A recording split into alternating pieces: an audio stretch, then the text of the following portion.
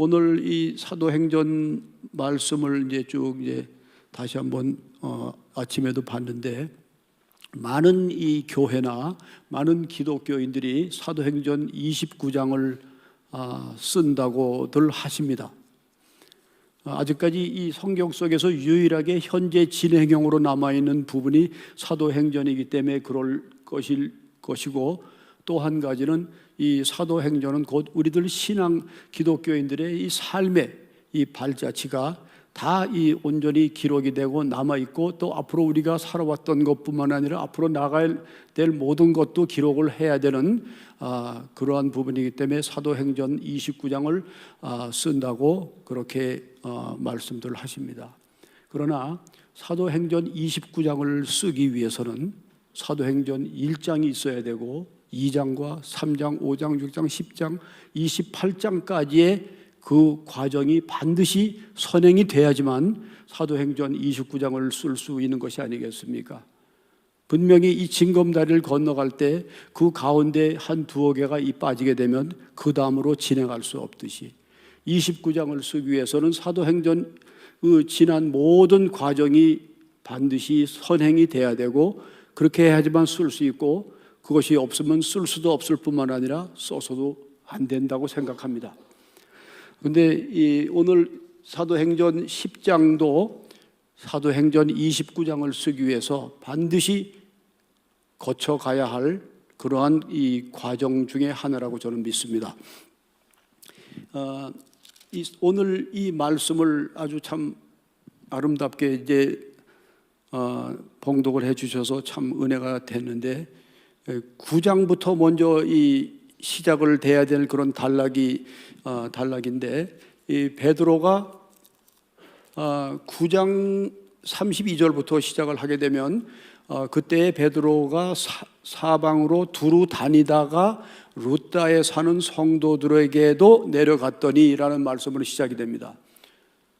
이 루다가 이 예루살렘에서 오늘날로 본다면 그렇게 먼 거리는 아니지만 그 당시의 교통수단을 감안해 볼 때 반드시 이 여정은 쉽지 않은 그러한 일정이었을 것이고, 또 한 가지는 이 베드로라고 하는 그 당시의 신분을 우리가 생각해 볼 때 예루살렘 교회를 대표하는 이 담임 목사님으로서 얼마나 분주하고, 아마 앉아서 기지개 한번 펼 수 있는 시간적인 여유도 없을, 하루에도 어떤 날은 3,000명씩 회심하고 몰려들고 있는 그러한 이 시기였기 때문에 얼마나 많이 분주했겠습니까? 그런데 방금 읽어드린 32절 한 2절만 봐도 도저히 우리들이 갖고 있는 이 교회의 어떤 지식과 환경에 대한 우리들의 생각하고는 너무나도 이해가 할 수 없는 것들을 여기서 많이 우리들은 찾아낼 수가 있는데, 이 베드로는 그 큰 교회의 담임 목사 일만 해도 정말 너무나도 많은 그 일들을 해야 되고 몸이 10개라도 남아나지 않을 그러한 베드로였건만, 오늘 베드로가 사방으로 두루 다니다가 루다에 있는 성도들에게까지 내려갑니다. 참 여기서부터 뭔가 심상치 않고 제 마음을 움직이기 시작했던 부분이 되었습니다.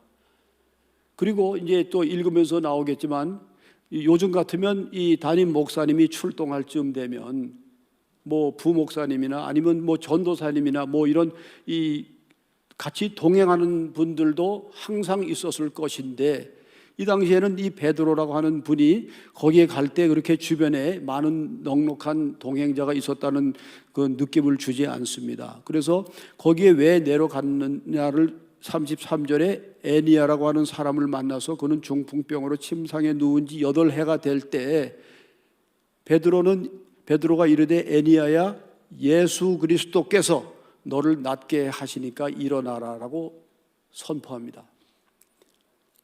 참 너무나도 당당하고 멋있는 그런 선포이죠.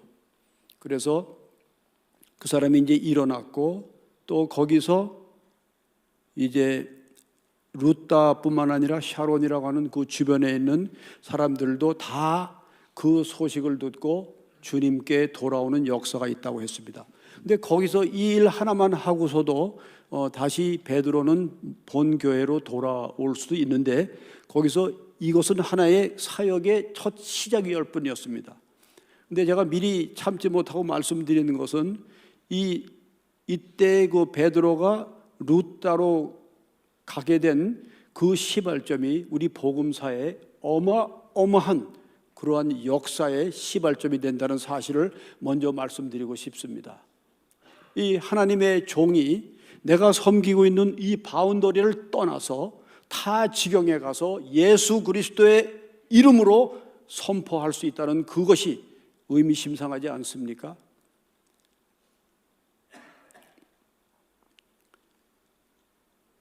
아까 목사님이 그 책 얘기를 하셨는데, 이 책은 제가 이제 선교지에 들어가면 선교 이 일지를 또박또박 쓰는 그런 습관이 있는데, 이 책 속에 이 선교 일지 원문이 들어가 있는 그 부분 속에서 어떤 한 줄이 기억이 나냐면, 우리는 언제까지 앉아서 예수님 오시는 날을 기다릴 것인가 하는 그러한 기록을 한 것이 기억이 납니다. 아무튼 이 베드로가 거기서 그 8해 동안 침상에 누운 사람을 예수님의 이름으로 치유를 시키고, 바로 그 인근에 있는 이제 다른 지경으로까지 발걸음을 옮기는 그런 일인데, 36절에 보면 요빠에 다비다라고 하는 여제자가 있으니 그 이름을 번역하면 도루가라. 선행과 구제하는 일이 심히 많더니 병들어서 죽음에 시체를 씻어 다락에 누이니라 라고 말씀이 나옵니다. 그러니까 이 요빠라고 하는 곳에서 이 베드로의 이런 일들을 벌써 소문이 빨리 퍼져가지고, 이 도로가라고 하는 분에 대해서는 많은 기록은 없지만 이 생전에 참 이 선행을 많이 하고, 특히 이 가난하고 힘들고 외로운 사람들을 돕는 일들을 많이 했던 그런 의로운 분이라는 것을 우리가 유추할 수가 있는데, 그분이 병이 들었습니다. 그래서 시체를 씻어서 다락에 누이는 상태까지 갔는데, 그 요빠 이 루따에 있는 베드로에게 사람들이 급히 와서 이러한 사실을 알리면서 빨리 요빠로 와달라고 얘기를 요청을 합니다. 여러분, 이미 사람이 죽었는데 베드로가 가서 뭘 할 수 있겠습니까? 그런데도 그들은 한 가닥 뭔가 기대를 할 수 있는 그들 속에 남아있는 기억이 있었을 것입니다. 예수 그리스도에 관한 어떤 기억이 있었을 수 있습니다. 그래서 베드로가 지체하지 않고 그들에게 올라갑니다. 여러분, 이 요빠라고 하는 곳을 기억해둘 필요가 있는 그런 중요한 지명입니다. 이 요빠는 이 구약 시절에 성전 건축을 하기 위해서 레바논에 있는 백향목을 귀한 나무를 들여서 성전 건축을 할 때 많은 쓰고도 남을 만큼 많은 레바논의 백향목이 바로 요빠라고 하는 항구에 들어와서 예루살렘으로 운송하는 그러한 관문 역할을 하는 그러한 곳입니다. 이 땅도 하나님으로부터 쓰임받는 지경이 따로 있습니다. 하나님으로부터 버림받는 곳도 있을 수 있지만, 하나님으로부터 이렇게 쓰임받는 땅도 있고 쓰임받는 그러한 이 특별한 그런 곳들이 있는 것을 생각할 때 요빠를 기억할 수 있습니다. 그런데 또 요빠는 이 요나라고 하는 사람이 하나님의 부르심을 받고 이 하나님이 보내주신 그 지경으로 가지 않고 도망치는 불순종의 시발점이 됐던 곳도 요빠 항구입니다. 그런데 이제 베드로가 요빠까지 올라갑니다. 나중에 기회가 되시면 한번 지도를 펼쳐놓고 보면 더 이해가 될 텐데, 이 예루살렘에서 결국은 요빠까지 이 사도 바울이 올라갑니다. 그래서 그곳에서 이미 돌아가신 그 의로운 그 여인을 위해서 안수를 합니다. 그래서 베드로가 주변에 있는 사람들을 다 내보내고 무릎을 꿇고 기도하면서 시체를 향해서 이르되 다비다야 일어나라 라고 하니 다비다가 눈을 떴습니다. 그리고 베드로를 보고 일어나 앉았다라고 얘기를 합니다. 여러분, 이 모습을 보면서 어서 많이 들어본 얘기가 아닙니까? 바로 위대한 그 스승 예수 그리스도가 했던 그 모습을 그 제자 베드로가 지금 똑같이 하고 있습니다. 그만큼 이 제자, 이끌어가는 어떤 이 리더의 사명은 굉장히 중요하지 않을 수가 없습니다. 잘못된 가르침에서 올바른 그 결실이 맺혀질 것은 기대할 수 없습니다. 지금 우리 이 남태평양을 말씀하셨지만 저는 다른 지경은 모릅니다. 그렇지만 이 남태평양만은 저는 눈을 감고도 잘 알고 있습니다. 그 땅을 제 이 두 다리로 꾹꾹 밟으면서 지난 30년 동안 섬겨온 그 현장이기 때문에 그렇습니다. 그런데 이 많은 곳에서 추상적이고 간접적인 그 정보를 통해서 마치 그 지경을 다 아는 것처럼 그러한 선교 정책을 펼친다고 할 때 잘못된 정보가 올바른 정책을 펴게 할 일은 절대로 없다고 저는 생각합니다. 그래서 우리는 보다 더 그 지경을 다 잘 알 수 있는 그러한 우리들의 또 이 노력과 시도도 있어야 되는 것이지, 이 선교와 구제는 엄격히 다릅니다. 근데 많은 곳에서 구제와 선교를 혼돈하는 그런 것이 있습니다. 그래서 이 봉투에 들어있는 이것이 선교지에 우리가 보낸 것으로서 우리가 선교했다라고 생각하신 분 너무나도 아쉬운 일들이 너무나도 많습니다. 물론 그 속에 우리들의 눈물 어린 기도가 들어가 있고 마음과 정성과 헌신이 들어가 있는 것은 분명합니다만, 봉투가 교회를 대신해서 선교하는 일들이 없었으면 좋겠다는 그런 마음일 뿐입니다. 그래서 이 베드로가 이 다비다를 일으켜 세우고 났을 때 얼마나 그 시대에 소문이 빨리 퍼져나갔겠습니까? 제가 이 누칼레도니아에 있는 한 도시에서 이 애를 낳지 못하는 부부를 위해서 기도를 하다가 몇 년 있다가 저는 제 기도의 그 능력이라고는 추워도 생각하지 않습니다. 때가 됐으니까 이제 애가 나왔겠지만 그것이 그 5천 명이 되고 있는 보라이라고 하는 도시에 소문이 다 퍼져가지고 제가 거기 나중에 방문했다가 그 시청에서 초청까지 받았었습니다. 굉장히 이런 소문은 또 빨라요. 그래가지고 아마 이 베드로가 그 당시에 환자도 8년 된 분을 일으켜 세웠다는 것, 더 나가서 완전히 돌아가신 분을 눈까지 뜨게 하고 일으켜 세웠다는 그 얘기는 아마 지금도 이 세계적인 화제가 될 터인데 그 당시에 얼마나 소문이 빨리 퍼졌겠습니까? 이 소문을 통해서 복음이 날개를 붙이게 되어 있다고 하는 것을 저는 잘 알고 있습니다. 그래서 베드로가 요빠에서 머물고 거기서 시몬이라고 하는 무두장이는 이 가죽을, 이 짐승을, 이 죽은 짐승의 가죽을 벗겨서 말리고 때려서 부드럽게 만들어서 이렇게 물건을 만들고 있는 아주 미천한 그러한 이 직업인데, 무두장이 집에서 머무느니라라고 사도행전 9장이 끝이 납니다.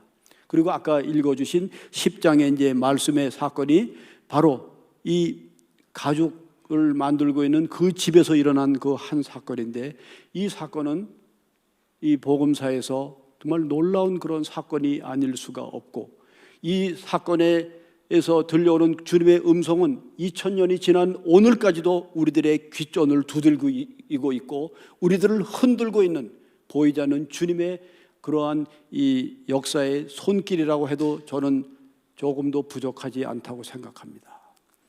이 오늘 나오는 본문의 말씀은 말씀드린 대로 2000년 전에 이 베드로에게 주신 그 말씀으로 끝난다면 우리들은 오늘날 성경을 읽을 아무런 의미가 없지 않습니까?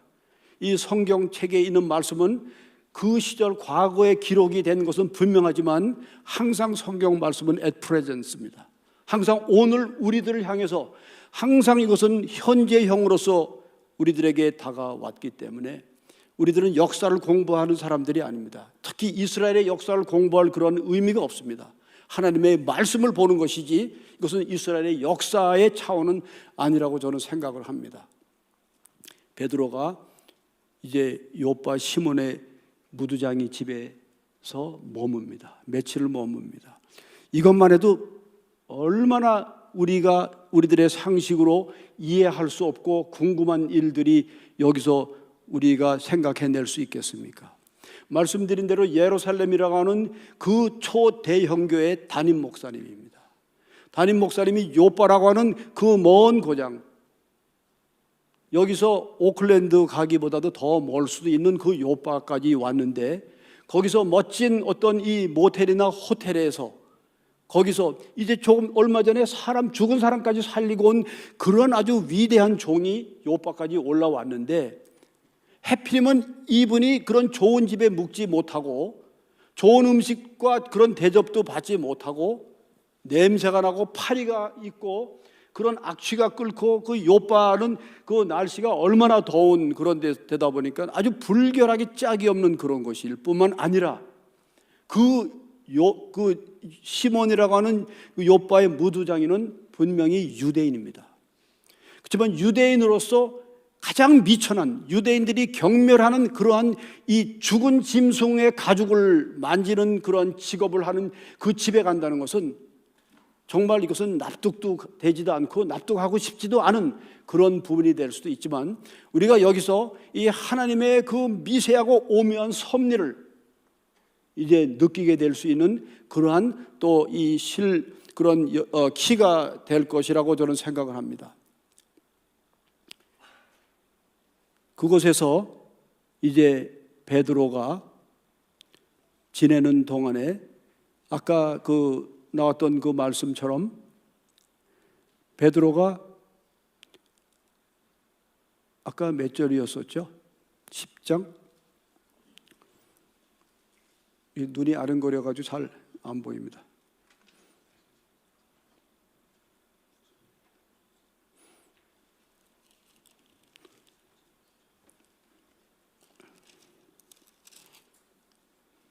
장 9절이죠? 네, 9절입니다. 이튿날 그들이 길을 가다가 그 성에 가까이 갔을 그때에 베드로가 기도하려고 지붕에 올라가니 그 시간은 제6시더라 그랬습니다. 6시는 아마 우리들 시간으로 점심때 12시쯤 됐을 거예요. 근데 베드로가 굉장히 아주 건강한 분이었던 것 같아요.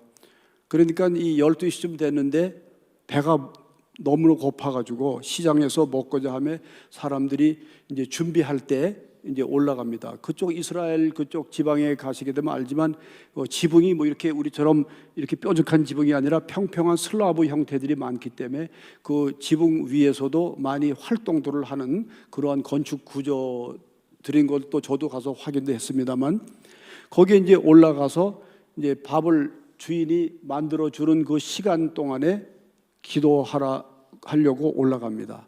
그럴 때 그곳에서 황홀중에라고 하는 말씀이 나오는데 황홀중에 기도하는 가운데 하늘이 열렸다고 합니다. 이 성경 속에서 몇 번 하늘이 열리는 그러한 기록이 있는데 엄청난 어떤 이 터닝 포인트가 올 때마다 하늘이 열린 일들을 우리는 기억해낼 수가 있는데 하늘이 열리면서 한 그릇이 내려옵니다. 큰 보자기 같고 내 귀를 메어 땅에 드리워진 그것이 내려오는데 그 안에 보니까 땅에 있는 각종 네발 달린 짐승들과 기어다니는 공중에 나는 쉽게 말해서 저속한 아주 그들이 볼 때 이 신앙적으로 볼 때도 금기시되는 그러한 것들이 구석에 꽉 차 있습니다. 그런데 그걸 보는 것만 해도 혐오스러운데 그렇게 황홀중에 기도하는 그러한 이 충만한 그 시간에 그런 혐오스러운 것들이 내려오는 그런 상황 가운데서 또 이어서 들려오는 말씀이 네가 일어나서 저 것들을 잡아 먹으라고 하는 그런 음성이 들려옵니다. 그때 이 베드로는 즉각 반응을 보입니다. 주여, 그럴 수 없습니다. 속되고 깨끗하지 않은 것을, 내가 먹지 않은 것을 주님이 알고 계시지 않습니까? 라고 맞섭니다. 예수 그리스도의 그 수석 제자이고 하늘나라의 열쇠를 받는, 그리고 이 교회의 이 파운데이션이 되는 그러한 훌륭하고 위대한 베드로 입에서 네 주님 그렇게 하겠습니다라는 말이 튀어나오지 않고 그럴 수 없다라고 말이 튀어나옵니다.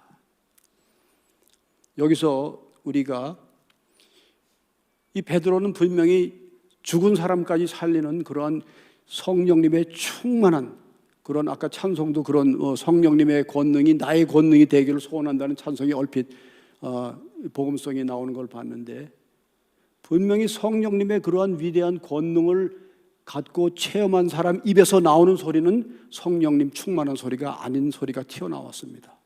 뭐가 튀어나왔느냐면 율법주의자의 소리가 나온 겁니다. 아직도 이 베드로 속에는 이 율법주의자라고 하는 그 아이덴티티가 존재하고 있습니다.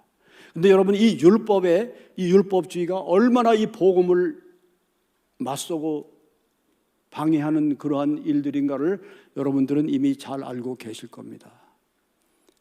지금 여기서 이 베드로가, 그런데 하나님께서는 그럴 수 없다는 말을 듣지 않습니다. 그리고 또 이어서 같은 말을 또 하십니다. 3번씩이나 결국은 얘기를 하고 그 환상은 하늘나라로 다시 되돌아갑니다. 이것이 오늘 말씀의 전부입니다. 베드로가 얼마나 답답하고 또 두렵기도 하고 궁금했겠습니까? 도대체 이게 무엇을 의미하는 건지 베드로는 깨닫지 못합니다. 그러나 이 궁금해하고 답답한 그 마음의 그 시간을 하나님께서는 오래 머물게 하지 않고 바로 뒤이어서 베드로 귀에 이 노크 소리를 듣게 하십니다. 누군가가 그 베드로가 묵고 있는 집을 찾아와서 문을 두드리게 됩니다. 그러면서 어떤 일행들이 와서 베드로라고 하는 시몬이 여기에 유숙하십니까? 라고 물어보게 됩니다. 깜짝 놀랄 일 아닙니까? 베드로가 뭐 여기 와서 이 집에 묵는다는 것을 뭐 신문에다 낸 것도 아닌데, 생전 처음 보는 사람들이 나타나서 베드로가 그 집에 있다는 것을 알고 찾아왔다는 것은, 그분도 동시에 베드로가 성령님의 이끌림을 받고 그곳에 갔듯이 또 누군가도 다른 지경에서 성령님의 이끌림을 받고 그곳에 와서 그들과의 만남이 이루어지는 그러한 놀라운 역사의 현장이 되게 된 것이 바로 이 유대인 가죽장이 시므온 집이 된 것입니다. 요파 시내에서도 많이 떨어져 있어야만 합니다. 만약에 떨어지지 않으면 그 썩은 냄새가 나는 것 때문에 옆집에서 아마 컴플레인을 걸어서 이 무두장이는 할 수가 없을 거예요. 많이 떨어져 있는 그 외딴 해변가 언덕에 있는 그 집으로 찾아온 그 사람들이 놀랍게도 누구냐면 고넬료라고 하는 이방인, 그러나 신실하고 의로운 기도하는 그러한 이방인 고넬료가 보낸 고넬료의 사람들이었습니다. 그래서 이 고넬료가 보낸 사람들과 그 집 주인인 유대인이지만 조속한 일을 하지만 유대인은 분명히 유대인입니다. 유대인과 또 이 하나님의 종으로 올라온 베드로와 그날 밤 그 집에서 같이 잠을 잡니다. 그리고 그곳에서 같이 음식을 나눕니다. 그 당시에 그 이스라엘의 율법이 가지고 있는 그들의 생각으로서는 절대로 불가능한 일이 그날 밤에 일어난 것을 알게 됩니다. 고넬료가 보낸 사람들 이방인들입니다.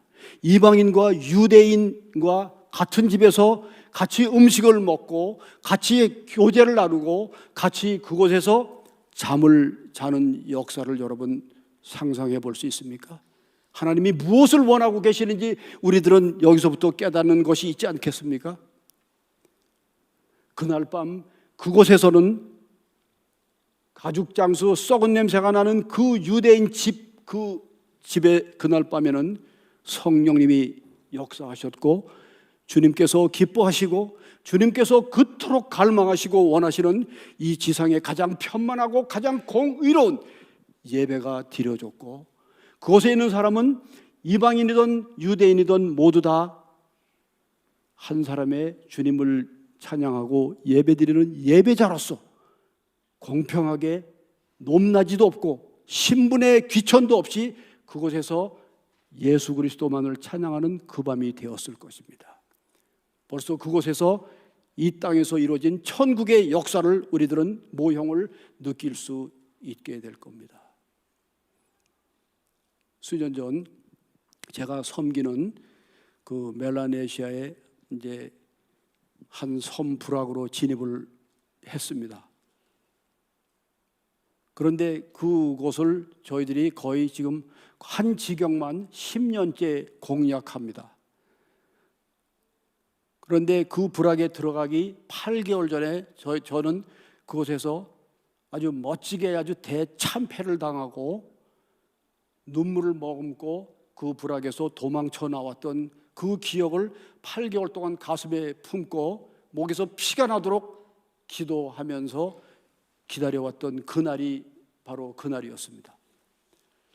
저를 이렇게 멋지게 따돌리고 우리 사역자들 19명에게 비탄의 패배자의 그 눈물을 흘리게 했던 장본인은 그곳에 있는 그 정글 부족의 마지막 제왕이고 죽음의 계승자 역할을 했던 대제사장의 그러한 전략이었던 것입니다. 거기서 저희들은 예수님의 예자 한번 전하지 못하고 얼마나 힘들게 그 산악까지 올라가서 그 땅끝에 이르렀다고 생각하는 바로 직전에 우리들은 도망쳐 나와야 될 수 있는 그런 사건이 일어났기 때문입니다. 그때 우리를 따돌린 그 사람, 한 번도 본 적이 없는 그 위대한 사탄 마귀의 그 적장이지만 나는 존경스러웠습니다. 얼마나 그 적장이고 얼마나 사탄에게 사로잡혀 있는지 모르지만 그는 그가 섬기는 신에 관한하는 충성된 변함없는 강력한 종이었던 것입니다. 그래서 그 대제사장을 잡기 위해서 8개월 후에 다시 준비를 하면서 그 해변으로 진입을 하기 시작했습니다. 그런데 제가 늘 지난 10년 가까이 진입했던 그 해변 이름은 발라파이라고 하는 해변입니다. 그런데 제가 이 배를 타고 가다가 우리 사역자들한테 엉뚱하게 우리 뱃머리를 발라파이로 대지 말고 정반대 해변에 있는 꼴로이아 해변에다가 배를 대라고 제가 오다를 했습니다. 왜냐하면 이 사탄은 거짓말을 잘하고 속이는데 명수입니다. 그렇지만 저는 사탄을 속이고 싶었습니다. 이 속이는 자는 반드시 속임을 당하게 되어 있습니다. 그래서 사탄은 우리가 들어온다는 걸 알고 분명히 발라파이 해변에 지난 10년 동안 이 정박했던 그것을 기억할 것이고 저희들은 그것을 습관처럼 그 해변에 배를 댈 것을 사탄은 알고 있었을 것입니다만 저는 거기서 방향을 급하게 틀어서 발라파이가 아닌 꼴로이아 해변으로 배를 돌리게 된 겁니다. 여러분들 이 2차 세계대전을 종식시킬 수 있었던 마지막 그 미션이 노르만디 상륙 작전이라는 것을 기억하실 수 있을 겁니다. 아무도 노르만디처럼 척박하고 그 위험한 그러한 지경에 연합군들이 상륙을 해서 진격해 올 것이라는 것을 독일도 알지 못했다고 합니다. 그런데 결국은 노르만디 상륙 작전을 해서 중간에 허를 찔러서 2차 대전을 종식시킬 수 있는 결정적인 역할을 한 것이 바로 노르만디 상륙 작전입니다. 또 아시다시피 우리나라 인천 상륙 작전도 마찬가지 아닙니까? 분명히 이 메가도 이 함대가 한국에 상륙을 할 것은 누구나가 다 예측한 일이지만 어디에 상륙할 것에 대한 것은 아무도 몰랐고 의견이 분분했는데 포항 앞바다에 상륙할지 군산 앞바다에 상륙할지 정도까지는 북한도 알고 있었고 우리도 생각을 했다고 합니다. 그런데 이 모든 이 상식과 모든 생각을 뛰어넘어서 인천이라고 하는 그 간만의 차이가 심한 군함이 접근할 수 없는 그러한 열악한 인천으로 상륙을 해서 6.25 동란에 결정적인 그러한 역할을 한 것이 인천 상륙 작전인 것처럼 저는 발라파이로 안 들어가고 꼴로이라로 들어갔습니다. 근데 너무나도 가파릅니다. 그 가파른 데를 올라가는데 영상 한 50도쯤 되는 데서 그냥 서 있어도 숨이 차는데 산을 탈 때 그 숨가품은 곧 저에게 고질적인 패닉으로 막 몰려옵니다. 막 두려움이 있고 이 경비행기를 탔을 때 그 앵자이어티가 와서 비행기 2만 피트 상공에서 경비행기 핀을 열고 뛰어나가고 싶은 그런 충동을 여러 번 저는 체험했습니다. 그러나 한 가지 중요한 것은 그러한 저의 약점을 사탄이 공격을 해도 저는 그 이후로 단 한 번도 포기해 본 적이 없습니다. 왜냐? 그러한 사탄의 공격보다도 하나님의 그 도우심과 하나님께서 함께 하시는 그것이 더 압도할 수 있는 힘이 되었기 때문입니다. 이 물 마시라고 주신 거죠? 그래서 이제 꼴로이아 해변을 산을 타고 올라갔습니다. 올라가기 전에 저희들이 준비를 많이 했어요. 그 불악 사람들에게 광고를 한 달 전부터 이제 미리 했습니다. 선교를 하려고 간다면 광고하면 안 됩니다. 몰래 가야 되는데 광고를 미리 했고 우리는 뭐라고 얘기를 했냐면 이번에 가서 여러분들과 우리가 동등하게 여러분들의 문화와 우리들의 문화를 서로 교류하고 교환하는 그러한 이 접촉의 시간을 갖겠다고 그렇게 얘기를 해서 저희들이 거기에 필요한 많은 이 물건들을 사전에 준비를 했습니다. 심지어는 우리 한국에다 부탁을 해서 남대문 시장에 있는 우리나라 뭐 민속품들도 준비하고 막 많은 것을 준비해서 우리 사역자들 19명을 데리고 그곳으로 이제 들어갔습니다. 물론 19명은 한국 분들은 한 분도 없습니다. 다 이제 현지에서 훈련시켰던 양육시켰던 사람들이었는데 그래서 그 산악지대로 올라갔을 때 그 산악지대에 있는 추장도 우리를 만나기 위해서 배려하기 위해서 만남의 공간을 이 야자나무로 만든 집으로 이렇게 집을 하나 지어서 그곳에서 우리를 만나게 되었습니다. 거기서 우리가 영화에서나 볼 수 있는 그런 그 민속 춤 거의 뭐 옷을 입고 있지 않은 사람들이 이제 춤을 추고 막 나무 이 북을 두들기면서 우리를 맞이했고 저는 이제 그들에게 가서 갖고 온 물건들을 전달하고 또 이제 그분들이 이제 준비한 민속품을 저한테 전달하고 그때 마침 와 있었던 중앙 정부의 이 공직자 한 사람이 그 A4 용지 꾸깃꾸깃한 A4 용지에다 써가지고 손으로 쓴 걸 가지고 그 시간에 이 사회를 또 봐주는 그러한 또 이 일들도 있었습니다. 그래서 거기서 이제 주고받고 했습니다. 그러나 저는 그거 하기 위해서 간 사람은 절대 아니지 않습니까? 제 마음속에는 이 목적이 있습니다. 8개월 전에 우리를 멋지게 따돌렸던 그 적장 그 대제사장을 저는 붙잡으러 온 겁니다. 붙잡기 위한 덫을 놓은 겁니다.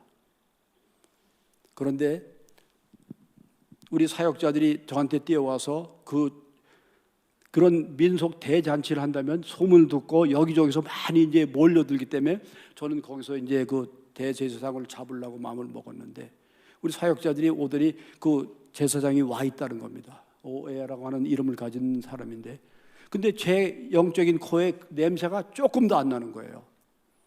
그래서 다시 한번 확인해 보라고 그랬더니 그리고 제가 나가서 확인해 보니까 그 대제사장은 역시 거물입니다. 거기에 안 왔습니다. 그런데 호기심이 많은 그 제사장의 아내와 딸이 온 것을 발견하고 우리 사역자들이 그 대제사장이 온 줄 알고 저한테 그렇게 수다를 떨었던 겁니다. 그래서 갔더니 그 아내와 그 딸이 완전히 무슨 뭐 이 야생 짐승과 같은 모습으로 이 숲속 웅덩이에서 여러 곳 숨어서 이제 눈만 반짝반짝거리면서 저를 보고 있었습니다. 그래서 그 아내에게 통역을 저희들에게는 통역이 5명 정도 있습니다. 누가 아프고 쓰러져도 또 다른 통역을 바로바로 세울 수 있는, 부족 언어를 할 수 있는 통역자들을 항상 이 복수 그런 체제로 해서 5명을 항상 데리고 다닙니다. 그래서 이제 그쪽 부족 언어를 제일 잘하는 이 로이라고 하는 사역자를 이제 통해서 그 아내에게 얘기를 했습니다. 우리가 8개월 전에 당신 그 부족까지 들어간 사람이 우리인데, 그때 내가 당신 남편을 만나지 못하고, 그때 바이니 리용어라고 하는 무시무시한 이불 세크리파이스를 하는 바람에 우리가 예수님의 예자 한번 전하지 못하고 거기서 쫓겨서 나왔다. 그런데 다시 우리가 오늘 이곳에 왔는데 남편한테 가서 우리가 왔다는 것을 다시 전하고 내가 꼭 만나고 싶어 한다는 것을 전해달라. 만약에 이 기회를 놓치고 당신 남편이 나를 이번 기회에 만나지 못한다면 하나님께서 반드시 당신 남편을 죽일 것이다 라고 내가 얘기를 했습니다. 너무나도 그 사람은 이 이불, 사탄 마귀를 섬기는 그런 아주 막강한 정글의 마지막 제왕이라는 말까지 제가 붙일 정도로 그런 사람이었기 때문입니다. 더 이상 이 죽음의 이 행진을 하나님께서, 그는 죽음의 계승자입니다. 그를 하나님께서 방치하실 리가 없지만 그가 만약에 주님 앞에, 복음 앞에 나올 수 있다면 나의 그 10년간의 그 꽈여라고 하는 부족, 마지막 땅끝까지 갔다가 예수님을 증거하지 못한 그 나의 한, 죽어도 눈을 감지 못하는 그 한을 풀게 되는 그러한 결정적인 단서가 될 것이라고 저는 믿고 있었기 때문입니다. 그래서 이 아내가 제 얘기를 잘 듣고 나서 딸을 데리고 자기가 있는 그 제사장에 있는 부족에게 돌아가는데 가는 데만 최소한도 이틀이 걸리는 산길입니다. 그래서 그로부터 나흘 후에 내가 다른 우리가 선교센터로 만들어 놓은 지경으로 이동할 테니까 그리로 내려오게 하라고 얘기를 했습니다. 그랬더니 그 아내가 알았다고 그러고 이제 산길을 이제 떠났습니다. 그러고 나서 그날 이제 밤이 되었는데, 그날 밤 그 원주민들이 져준 그 초가집 그 속에 전기도 없고 물도 없고 아무것도 없지 않습니까? 그래서 이 장작을 쌓아놓고 장작 모닥불을 켜놨습니다. 저는 지금도 잊을 수가 없습니다. 그 장작 모닥불이 켜져 있는 모닥불가에서 저는 본색을 드러내서 예수 그리스도의 이름을 선포하기 시작했습니다. 제 옆에 있는 로이 사역자도 성령님 충만해서 예수 그리스도 외에는 다른 구원받을 이름이 없음을 그도 같이 선포하게 되었습니다. 저의 목적은 예수님을 증거하는 거지만 문화를 교류한다는 그러한 명분을 세웠던 그것의 마음을 바꿔서 그날 밤을 놓치게 되면 다시 영원히 이런 기회가 오지 않을 거라는 것을 저는 느꼈기 때문에 거기서 예수님의 이름을 선포했는데, 너무나도 놀랍게도 그 짧은 시간에 성령님의 감동이 그들의 심령을 움직이기 시작하시는 것을 저는 똑똑히 목격할 수 있었습니다. 제가 언젠가 이 일본 오키나와에 가서 집회를 했는데 일본 목사 부부들 세미나를 하고 끝나고 나왔는데 이런 비슷한 얘기를 했더니 일본 목사가 하는 말이, 나는 30년 동안 일본 우리 사람들에게 예수님을 증거해도 끄떡도 하지 않는데 어떻게 가서 하룻밤 만에 몇 시간 만에 그들의 심령이 변화될 수 있는지 납득을 할 수 없다라고 얘기를 합니다. 참 부끄러운 얘기입니다. 우리가 주일날 되고 교회 나와서 예수님 주님을 찬양하고 하나님의 말씀을 선포하고 듣고 기도하고 뭐든 많이 하고 그런데도 과연 내 속에 그러한 것, 이 오늘 밤 이 자리에서 성령님의 그 운행하시는 그 일하시는 것을 체험할 수 있는 것을 내가 보이는 그런 신앙 고백이 우리들 가운데 과연 얼마나 있었던가 한 그런 생각을 합니다. 거기서 추장이 먼저 무릎을 꿇었습니다. 그리고 그 자리에 있는 다른 6명, 7명에 되는 사람들이 벌거숭이입니다. 제가 말씀은 안 드렸지만 전 그 부락에서 제 생애 세 번째로 네이컷, 그러니까 옷 안 입은 부족을 처음 거기서 세 번째 볼 만큼 열악한 곳입니다. 그래서 다른 쪽으로 이게 가지가 뻗어질까 봐 이 네이컷 부족에 대해서 내가 얘기를 피하겠습니다만 그만큼 열악한 그런 곳입니다. 그런데 그 모닥불이 피어져 있는 그 산골짜기의 그 집 안에서 예수 그리스도가 선포되는 그 현장 안에 모인 사람들은 원주민 부족장도 있고 제2불 그 사탄 제사장도 있고 또 저같이 잘난 선교사도 있고 또 우리가 같이 동행했던 우리 사역자들 속에는 그 나라 국가대표 농구 선수 출신도 있고 통역하는 이 사람 로이 사역자는 현역 수사관 경찰입니다. 그런데 휴가를 내고 우리 팀에 합류해서 같이 이제 이렇게 통역을 하면서 섬기는 그런 사람도 있고 간호사도 있습니다. 우리 사역자 중에 간호사가 둘이나 있습니다.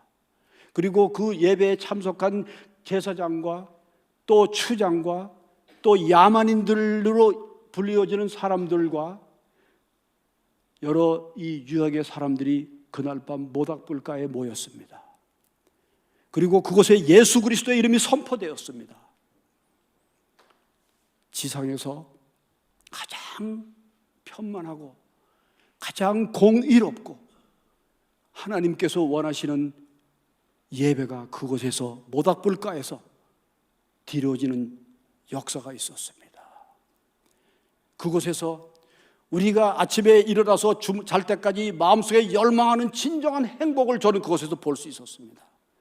그리고 이 예수님을 찬양하고 예배 드린 자의 그 예배의 기쁨을 저는 그곳에서 느낄 수 있었습니다. 여러분, 이런 기쁨과 이런 행복이 여러분들 심령 가운데 잊혀진 지 오래된 분들도 계실 수 있습니다. 저는 그 산골짜기에서 마치 이 요빠 무두장이 집에서 베드로와 이방인과 그리고 이 유대인이 진정한 한 사람의 예배자들이 되어서 주님을 찬양하고 같이 먹고 같이 마시고 같이 잠을 잤던 역사가 2000년이 지난 오늘 이 남태평양 한 시골 산골짜기 오지 정글 그 모닥불가에서 똑같이 재현되고 있었습니다. 하나님께서 그 예배를 말씀드린 대로 이 지상에서 가장 공의롭고 가장 의롭고 주님께서 원하시는 그 예배, 신분을 초월하고 높낮이가 없고 평등하고 성경에 어디를 봐도 높은 자가 낮은 자를 무시해도 된다는 그런 말이 없는 이 세상 가운데 그 모닥불가에서 그러한 한 사람의 예배자들로서 야만인도 아니었고 무식한 그러한 추장과 그런 부족에 있는 원로도 아니고 한 사람의 예배자들로서 공평하게 주님을 찬양하는 그런 현장이 되었습니다. 그리고 저희들은 그 예배를 마치고 그 다음날 이 카누를 띄워서 저희들이 묵고 있는 교두보 그 지경으로 들어와서 그곳에서 초조하게 아주 초조하게 기도하면서 그 대제사장의 아내가 남편한테 가서 잘 전해서 남편을 오게 하는 그 일들을 잘 감당하기를 기도만 하고 있습니다. 그런데 그 여인은 아비가일 같은 그런 아주 지혜로운 여인이었습니다. 오히려 그 아내가 남편 대제사장을 푸시까지 해가면서 이 기회를 놓친다면 당신뿐만 아니라 우리 모든 부족은 하나님으로부터 심판을 피하지 못할 그런 상황까지 왔다는 것을 전했다고 나중에 하는 얘기를 들었습니다. 그래서 우리가 예상했던 그 날 금요일 날까지 오기로 약속을 했는데 목요일 날 아침이 되었습니다. 하루 전입니다. 이제 내일이면 그 사람이 올지 안 올지 기도하고 있었는데 우리 사역자들이 몸이 큰 사람들이 많습니다.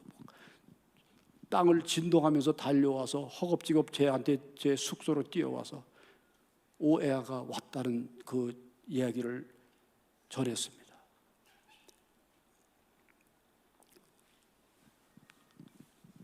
저는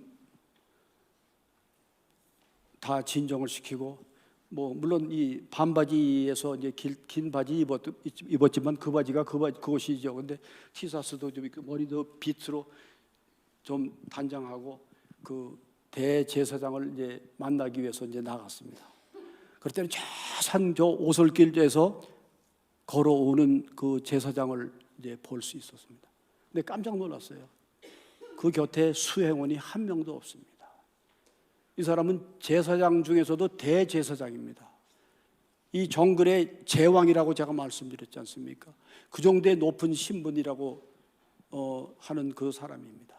그 사람 앞에서 모두 다 무릎을 꿇고 정말 신과 같이 군림해왔던 그 제사장이 홀로 길다란 창 하나를 들고 또박또박 저희들이 있는 곳으로 걸어오는 것을 보았습니다.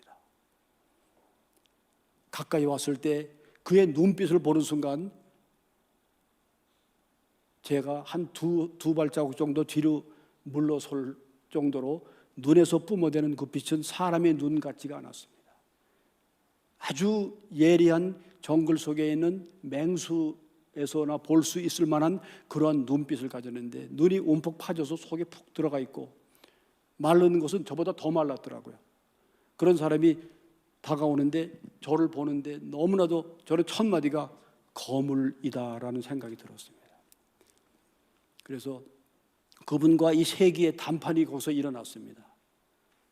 그래서 우리 통역자들 또 다른 통역자를 또 바꿔가지고 통역을 하면서 그때 우리를 왜 쫓아냈느냐 뭐 이런 얘기들 쭉 나눴는데 너무나도 놀랍게도 우리를 쫓아내는 그 힘이 바이니 리옹아라고 하는 그 사탄에게 드려지는 제사가 있는데 그 제사를 드릴 때 200여 명이라고 하는 사람들이 그 정글 속의 남자들이 모여서 제사를 지낸 겁니다.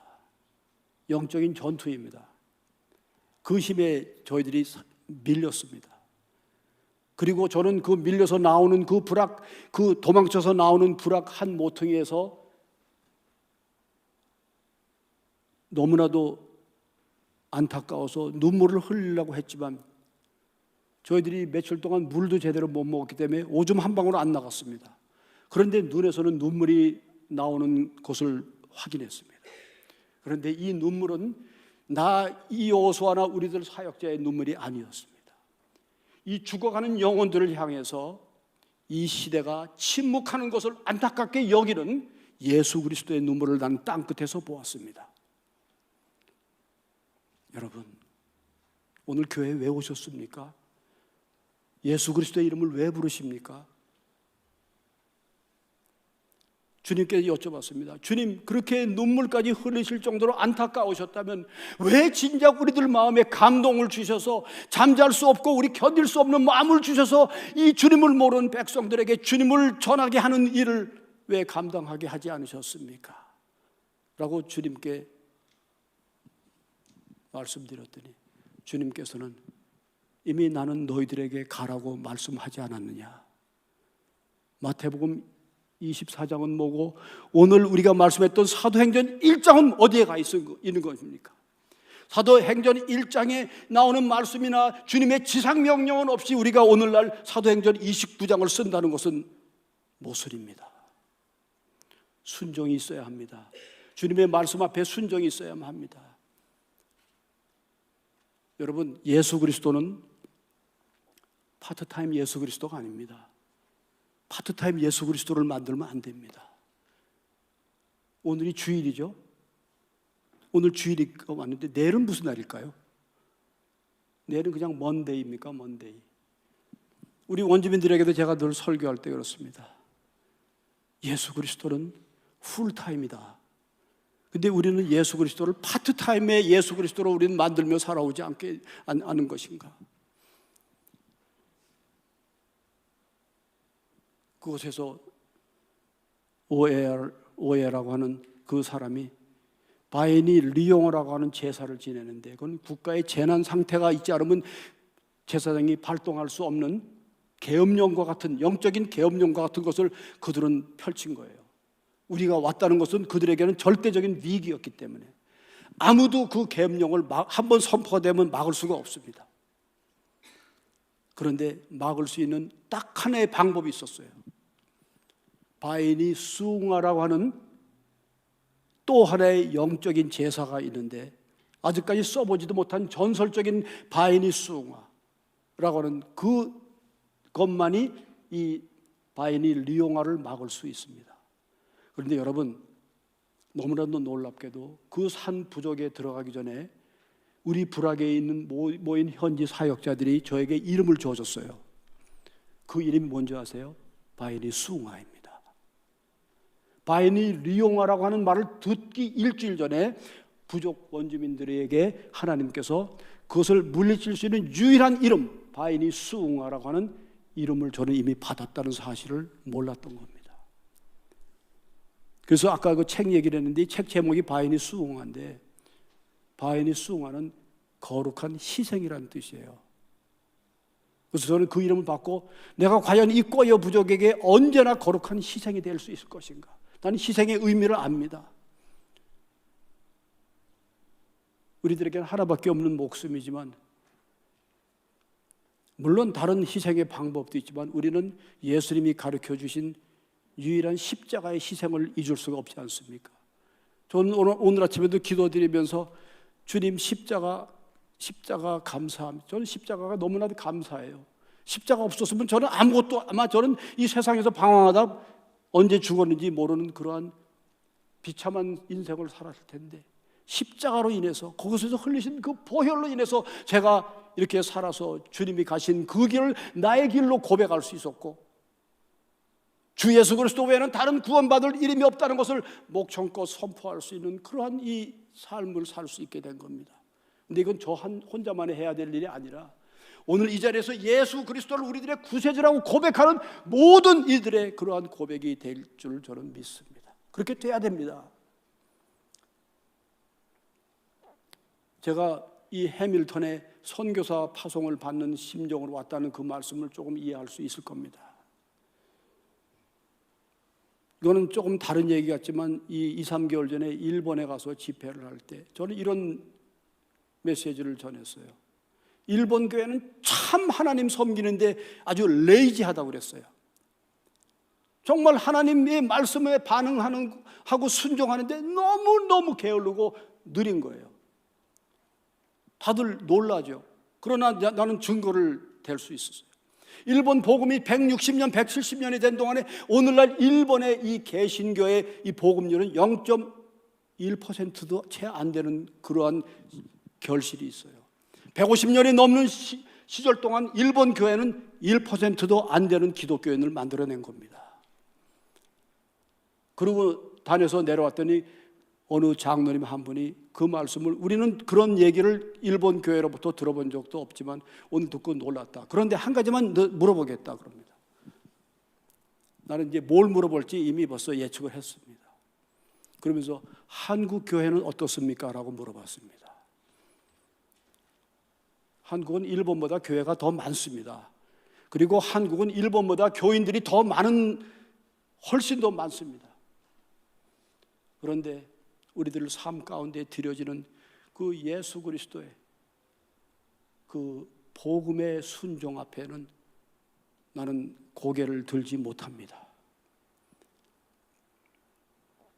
그 오해아가 결국은 이 바이니 수웅아 이름 앞에 무릎을 꿇었습니다.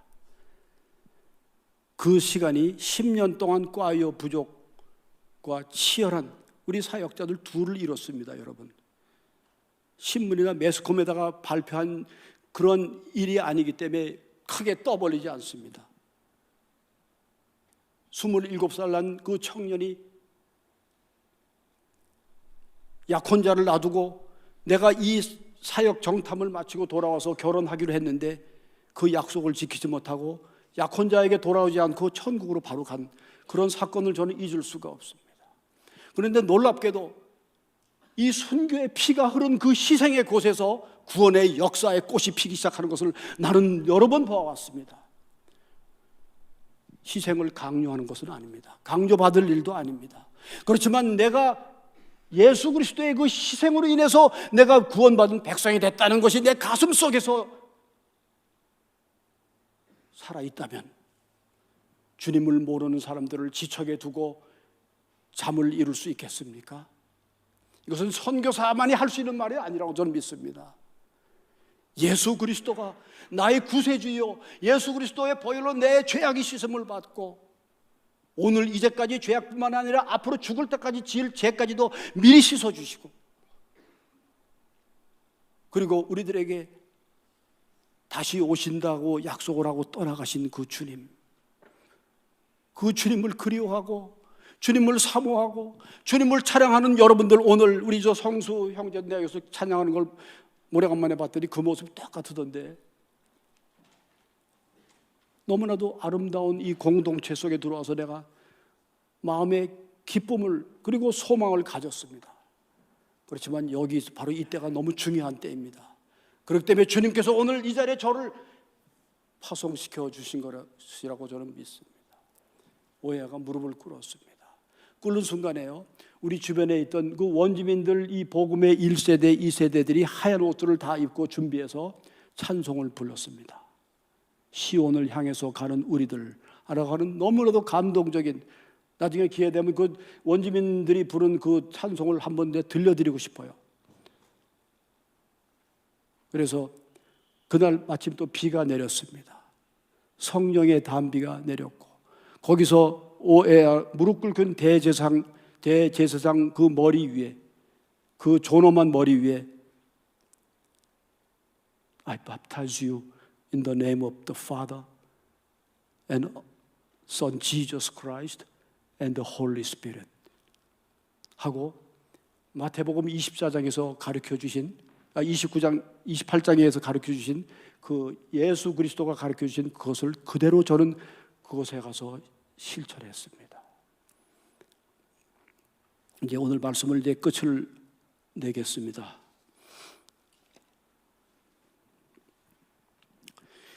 요번 오지 제가 3일 전에 갔다 왔다 그랬는데, 오지 사역하면서 계속 제 머릿속에서 떠나지 않은 말씀이 하나 있었어요.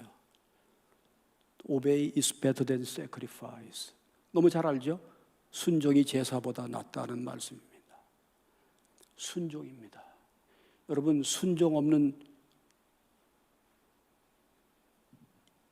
예배에서 무엇을 찾을 수 있겠습니까?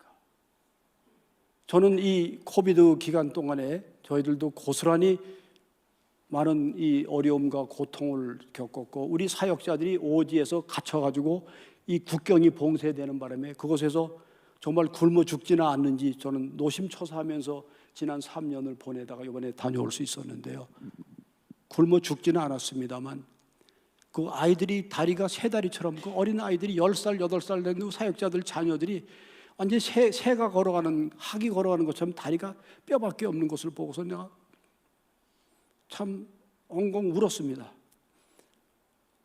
이 사람이 태어나서 먹지 못해서 겪는 그 고통은, 고통뿐만 아니라 그 수치심과 그 슬픔은 사역자들도 자기 새끼들이 얼마나 소중하겠습니까만, 자기 자녀들을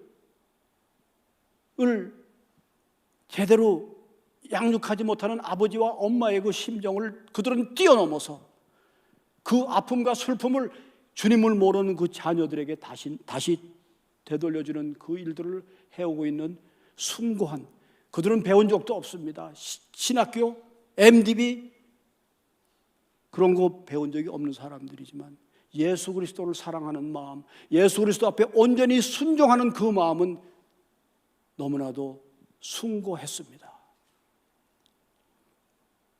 순종 없는 그 믿음, 교회 와도 말씀드린 대로 진정한 예배의 기쁨이 내 속에 없습니다.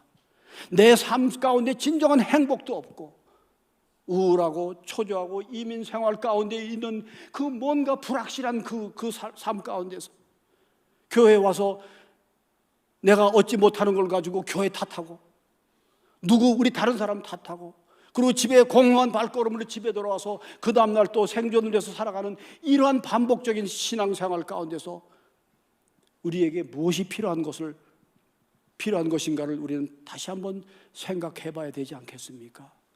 이러한 삶으로 답습을 하면서 이민생활 10년, 20년, 30년 하는 동안에 우리들의 자녀들은 자라고 있습니다. 그리고 우리들의 자녀는 우리들을 보고 있습니다.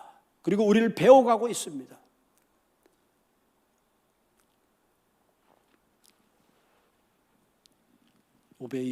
Obey is better than sacrifice. 제사보다 나은 순종, 이것을 우리는 회복해야만 합니다. 복음으로 회복해야만 합니다. 그리고 말씀드린 대로 여러분, 구제는 절대로 선교가 아닙니다. 구제는 선교의 일부분의 하나의 수단일 뿐입니다. 지금도 이런 말씀을 나누고 여러분들과 함께하는 이 행복한 시간 가운데 있어서도 이 태평양의 그 사역자들은, 배우지 못했던 그 사역자들은 오늘도 이 산악 국경을 넘고 그 험한 정말 치가 떨리는 파도와 싸우면서 주님의 이름을 증거하고 있는 까닭은, 그들은 이 시대의 개신교를 대신해서 오늘도 하나밖에 없는 생명을,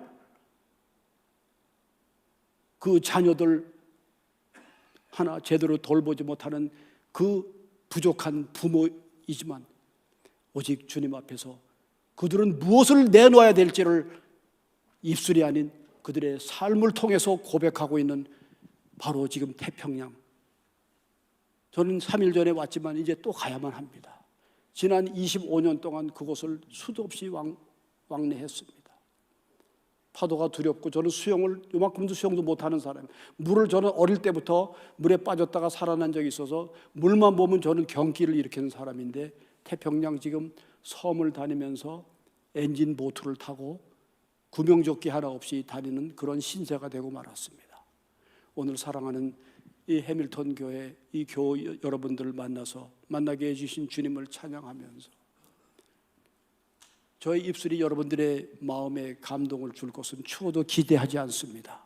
그러나 여러분들 속에 계시는 성령님으로 인해서 우리들이 과연 주님께서 기뻐하시고 원하시는, 이 지상에서 가장 편만하고 가장 공의롭고 주님께서 원하시는 그러한 예배자들로서, 마지막 때일수록 하나님께서는 진정한 예배자들을 찾는다고 말씀하셨는데 오늘 그곳이 바로 이곳인 줄 믿습니다. 기도하겠습니다. 주님, 감사합니다. 오늘 주님께서 말씀해 주셨다는 것은 저희들로 하여금 주님께서 무엇인가를 이루어가시기 위한 섭리가 있음을 믿습니다. 오늘 성령님께서 우리들의 심령을 주장하여 주셔서 아직도 주님의 이름을 모르고 짐승처럼 태어났다가 짐승처럼 살다가 짐승처럼 죽어가는 그 영혼들에게 저희들을 사용해 주셔서 예수 그리스도 외에는 다른 구원받을 이름이 없음을 알게 하시는 일에 쓰임받게 하시기 위해서 오늘 이 시간을 허락하신 주님을 찬양합니다. 예수 그리스도 이름으로 기도드립니다. 아멘.